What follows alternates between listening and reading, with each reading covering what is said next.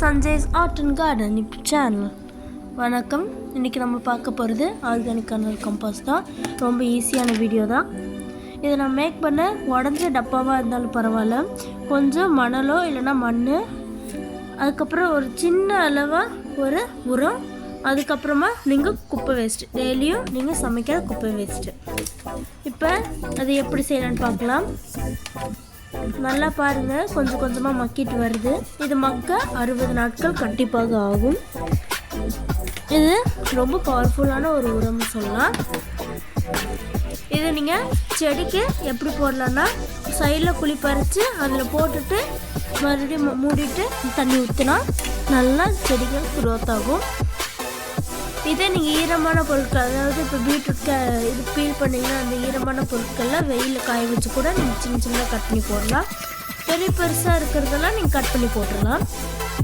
இந்த மாதிரி தயிர் எடுத்து போடுங்க. ஏன் போடுறோம் அப்படின்னா, செல்கள் நுண்ணுயிர்கள் நிறைய வளர்றதுக்காக. போட்டுட்டு நல்லா கிளறி விட்டுருங்க. டெய்லியும் நல்லா கலக்கி விட்ருங்க. இது ஃபஸ்ட்டு நீங்கள் மணல் போட்டுக்கோங்க.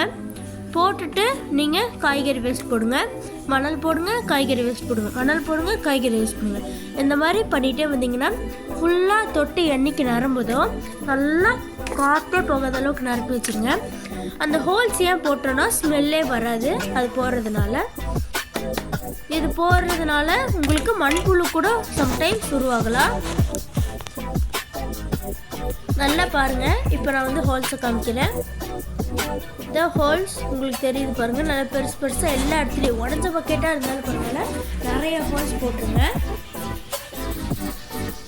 நல்லா. அப்போ தான் மக்கும். இது நீங்கள் எல்லா செடிக்கும் யூஸ் பண்ணலாம்.